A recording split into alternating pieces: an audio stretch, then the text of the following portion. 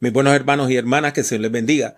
Les habla Pablo Jiménez y hoy vamos a estar hablando acerca de el análisis textual o la crítica textual, como parte de este curso sobre el tema de la hermenéutica bíblica. Cuando hablamos del estudio o la crítica textual, estamos hablando de una de las formas básicas de estudio bíblico. En cierto sentido, esta es la base de todo otro tipo de estudio bíblico, porque lo que busca es determinar cuál es la mejor lectura del texto bíblico y facilitar la producción de las mejores traducciones de la Biblia. Vamos a definir el concepto. El estudio o la crítica textual trata de establecer cuál es la lectura original de las diversas porciones que componen la Biblia. Presupone un conocimiento profundo de los idiomas bíblicos, tales como el hebreo, el arameo y el griego koiné. Y además, el manejo de los manuscritos más antiguos que tenemos sobre los textos bíblicos. Aquí pueden ver la foto de la tapa de la Biblia hebraica. O sea, este es el texto hebreo vocalizado, también conocido como el texto masorético. Esta es una edición de estudio. Si usted nota, arriba tiene 3 palabras hebreas. Una es Torah, la otra es Nevi'im y la otra es Ketubim. Estos nombres se abrevian como Tanakh. Y Tanakh es el nombre que en el judaísmo se le da a la Biblia hebrea. Ahora están viendo una foto de la tapa de la Septuaginta. ¿Y qué es eso?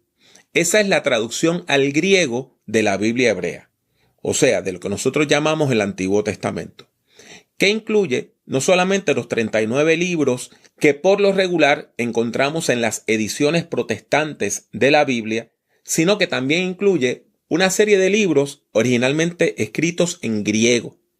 Y estos se conocen como los libros deuterocanónicos.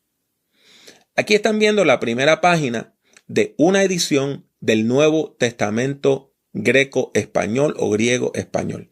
Tiene en un lado el texto griego y en el otro lado tiene el texto en español. Esta también es una edición de estudio que incluye las anotaciones que nos indican cuáles son las variantes más importantes del texto.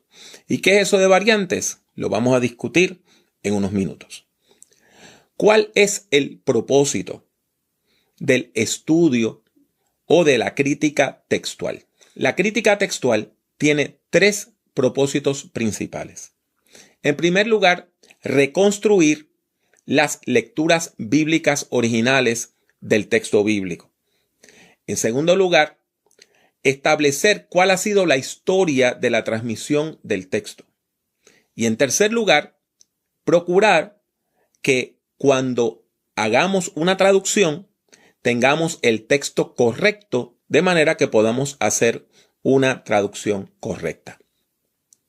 Otra manera de acercarnos al tema es resumiendo estos 4 puntos: el propósito, el objeto, el material de trabajo y el objetivo de la crítica textual. ¿Cuál es el propósito? El propósito es acercarnos con la mayor exactitud posible al texto bíblico original. El objeto. La crítica textual estudia porciones bíblicas escritas en diversos materiales y en diversos lugares. Por ejemplo, los documentos más antiguos fueron escritos en algo llamado papiro, que era un tipo de papel que se hacía con la masa de una caña, con una planta que se agarraba y se maceraba y se golpeaba hasta darle forma como de una hoja de papel. Tenemos también los pergaminos, que eran finas láminas de piel, de venado, de antílope. Los leccionarios son textos donde no está todo un texto bíblico, sino las lecturas para un domingo. Y tenemos leccionarios muy antiguos. Y ahí podemos encontrar porciones de textos bíblicos. También hay escritores antiguos que citaron textos bíblicos y eso nos permite ver cuál era la forma como esos escritores antiguos estaban acercándose al texto bíblico y podemos ver si hay diferencias entre esa cita y el texto que nosotros hemos recibido. También la crítica textual estudia las diversas traducciones o versiones más antiguas de los escritos sagrados. En términos de material de trabajo, la crítica textual lo que analiza son las variantes que encontramos en las diversas lecturas del texto bíblico. ¿Qué es una variante? Cada vez que usted encuentra una diferencia en un texto bíblico de un manuscrito a otro, eso es una variante. Por lo tanto, el material de trabajo es que vamos a buscar las variantes que tenemos en los manuscritos y en los documentos antiguos de la Biblia. Cuando hablamos de una edición crítica del texto griego o del texto hebreo, lo que estamos hablando es de una edición que nos identifica las variantes más importantes y de dónde vienen, o sea, cuáles son las fuentes de esas variantes. ¿Cuál es el objetivo de todo este proceso? Muy sencillo, lograr la reconstrucción del texto. Y usted dirá, usted me sigue hablando de reconstrucción. ¿Por qué? Porque este es el problema que nosotros enfrentamos en el campo de los estudios bíblicos. No existe ni un solo manuscrito original de texto alguno de lo que hoy llamamos el Antiguo o el Nuevo Testamento. No existe. No han sobrevivido documentos originales de la Biblia. Estos documentos que se le da el nombre de autógrafos, o sea, lo que Dios mismo escribió, todos se han perdido. Así que lo que tenemos son copias. Y la mayor parte de las veces, copias de copias de copias. Esto explica por qué la crítica textual es tan necesaria. Es necesaria porque la crítica textual estudia los miles de manuscritos bíblicos que tenemos a nuestra disposición. Dado que en el mundo antiguo las copias se hacían a mano, usted se puede imaginar que hay muchas discrepancias entre estos manuscritos, aunque la mayor parte de las discrepancias son cosas bastante sencillas. De todos modos, lo importante es saber que tenemos varias versiones del mismo texto bíblico donde hay diferencias o variantes, y eso es lo que se va a estudiar. Las variantes ocurren por dos razones. En primer lugar, por un error, o en segundo lugar, porque alguien decidió hacer un cambio de manera intencional. Veamos primero los errores. Los copistas, o sea, las personas que copiaban el texto bíblico, lo hacían a mano, y eso implica que podían cometer toda una serie de errores. Podían escribir mal una palabra. Podían omitir, añadir o duplicar una letra. Podían omitir una palabra o una línea. Podían repetir una palabra o una frase. Se podían saltar una o más líneas. Y también podían cambiar el orden de las palabras. Y todo eso se podía hacer por error. Sin embargo, no todas las variantes que nosotros encontramos son producto del error. En algunas ocasiones, los copistas hacían cambios intencionales al texto. Por ejemplo, a veces armonizaban distintos pasajes bíblicos. O sea que si usted tenía una historia en Marcos y esa historia también aparecía en Mateo o en Lucas o en ambos, a veces se armonizaba, se colocaba para que fuera igual y se añadían o se quitaban cosas. En segundo lugar, a veces se cambiaba una palabra por otra que fuera más fácil de comprender. También se incluían frases explicativas. y también se traducían palabras o frases, particularmente del arameo. ¿Cuáles son los criterios para nosotros estudiar las variantes? Para estudiar una variante, lo que estamos buscando es cuál es la que tiene mayor probabilidad de haber sido la lectura original del texto. Y tenemos una serie de criterios que nos pueden ser muy útiles en este proceso. Por ejemplo, se entiende que el manuscrito más antiguo probablemente es el más confiable. Segundo, se busca la lectura que concuerda con la mayor parte de textos bíblicos sobre el mismo tema.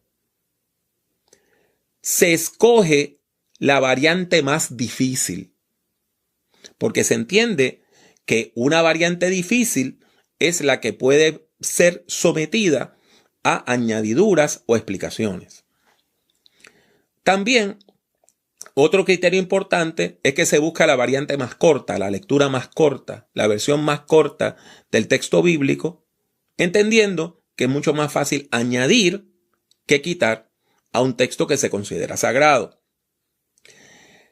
Se busca la lectura que soluciona más problemas exegéticos.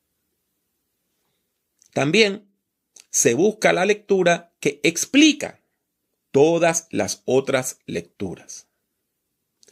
Se escoge la variante que concuerda con el estilo literario del resto del libro. Y también se escoge la variante que concuerda con la teología del resto del libro de la Biblia. Ahora bien, vamos a presentar un método simplificado para que personas que no saben ni griego ni hebreo puedan entonces beneficiarse de los hallazgos de la crítica textual. Lo que usted debe hacer es, en primer lugar, tener una traducción tradicional de la Biblia junto con una contemporánea. Por ejemplo, la Reina Valera 1960 y la Nueva Versión Internacional. También entre las traducciones contemporáneas están la Reina Valera Contemporánea, la traducción en lenguaje actual y la Dios habla hoy. Y usted va a leer el texto en ambas versiones. Preste atención a las diferencias que existen en las traducciones y sobre todo aquellas que son más significativas, aquellas que saltan a la vista. Note si hay algún versículo o alguna frase que no aparezca en traducciones contemporáneas. Y además, recuerde que cuando usted tiene un texto que aparece en la Reina Valera 60, pero no aparece en una traducción contemporánea, por lo regular, ese texto se ha colocado al pie de la página con una nota explicativa, una nota que le deja a usted saber por qué ese texto ha sido editado de esa manera. A manera de ejemplo, veamos ahora el caso del libro de los Hechos de los Apóstoles. Las traducciones bíblicas producidas en el siglo XVI, en el tiempo de la Reforma, se basan en lo que se llamó el Códice Vaticano, que informó la edición crítica que se hizo del Nuevo Testamento griego, que fue producida por Erasmo de Rotterdam. Y Erasmo de Rotterdam nada más usó como unos 14 manuscritos. Hoy nosotros tenemos más de 4,000. Ahora bien, ¿qué fue lo que ocurrió?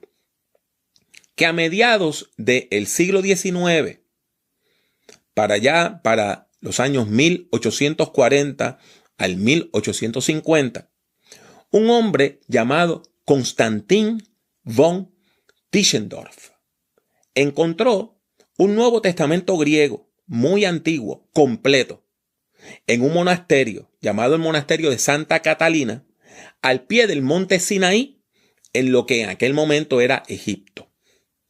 Y por eso, a ese manuscrito que estaba en forma de libro, y los manuscritos en forma de libro se llaman códices, se le llama el Códice Sinaítico.